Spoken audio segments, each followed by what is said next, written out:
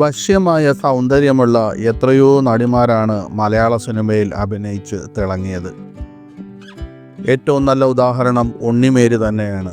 എന്നാൽ ഉണ്ണിമേരിയുടെ സൗന്ദര്യത്തെ അനുസ്മരിപ്പിക്കുന്ന വശ്യമായ സൗന്ദര്യമുള്ള മറ്റൊരു നടി മലയാള സിനിമയിലുണ്ടായിരുന്നു. എന്നും ഓർത്തു വെക്കാവുന്ന വേഷങ്ങളൊന്നും അവർ ചെയ്തിട്ടില്ല.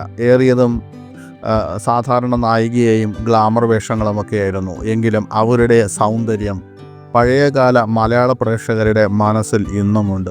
ആ നടിയുടെ പേര് മഞ്ജരി ദോഡിയ എന്നായിരുന്നു. അവർ 80കളിലും 90കളിലും തെന്നിന്ത്യൻ സിനിമയിലും ബോളിവുഡിലും നിറ സാന്നിധ്യമായിരുന്നു. സ്വപ്ന എന്നായിരുന്നു അവരുടെ വിളിപ്പേര്. അങ്ങനെ പറയുമ്പോൾ പല പഴയകാല പ്രേക്ഷകർക്കും ഓർത്തെടുക്കാൻ സാധിക്കുന്നുണ്ട്. 1980കളുടെ തുടക്കത്തിൽ തെലുങ്ക്, കന്നഡ, തമിഴ് സിനിമകളിലൂടെ ചുവടുറപ്പിച്ച സ്വപ്ന 81-ൽ AB രാജിൻ്റെ അടിമച്ചങ്ങലയിലൂടെ മലയാളത്തിലും അരങ്ങേറ്റം കുറിച്ചു. പിന്നീട് ഇവർക്ക് തിരിഞ്ഞു നോക്കേണ്ടി വന്നില്ല.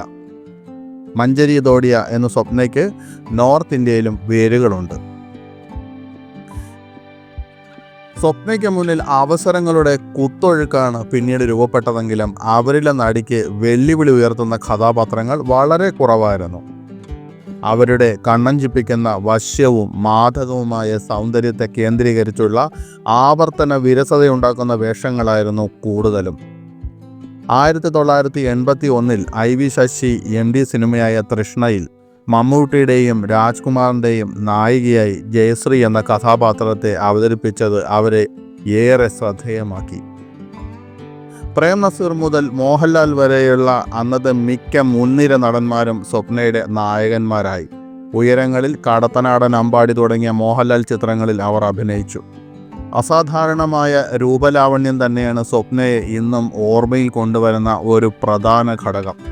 പ്രേമലേഖനം, ജീവൻ്റെ ജീവൻ, സ്വന്തം എവിടെ, ബന്ധമെവിടെ, ഒന്നു ചിരിക്കൂ, ഇന്നല്ലെങ്കിൽ നാളെ, ഒരു തിര പിന്നെയും തിര, അഹിംസ, മരുപ്പച്ച, ജോൺ ജാഫർ, ജനാർദ്ദനൻ, ചിരിയോ ചിരി, സംഘർഷം, അടിമച്ചങ്ങല തുടങ്ങി അനവധി മലയാള സിനിമയിൽ അവർ അഭിനയിച്ചു. എന്നാൽ ഇപ്പോൾ സ്വപ്ന എവിടെയാണ്? നിലവിൽ ഭർത്താവുമൊത്ത് സ്വന്തം ബിസിനസ്സുകളുമായി അവർ വിജയകരമായ ജീവിതം നയിക്കുന്നു. എന്നാൽ ഇവരെക്കുറിച്ച് പല ഇല്ലാ കഥകളും സോഷ്യൽ മീഡിയയിൽ പ്രചരിച്ചിരുന്നു. എന്തായാലും മലയാള സിനിമ ഗൗരവപൂർവ്വം പിന്തുടരുന്നവരെ സംബന്ധിച്ചിടത്തോളം അവർ നിലവിൽ ഏത് ജനറേഷനിൽപ്പെട്ടവരായാലും സ്വപ്നയെ അറിയാതിരിക്കാനാവില്ല. കാരണം അവരുടെ ഗാനങ്ങളും അവരഭിനയിച്ച സിനിമകളും ഒരിക്കലെങ്കിലും കാണാത്തവർ മലയാള സിനിമ പ്രേക്ഷകരായി ഉണ്ടായില്ല എന്നതാണ് സത്യം.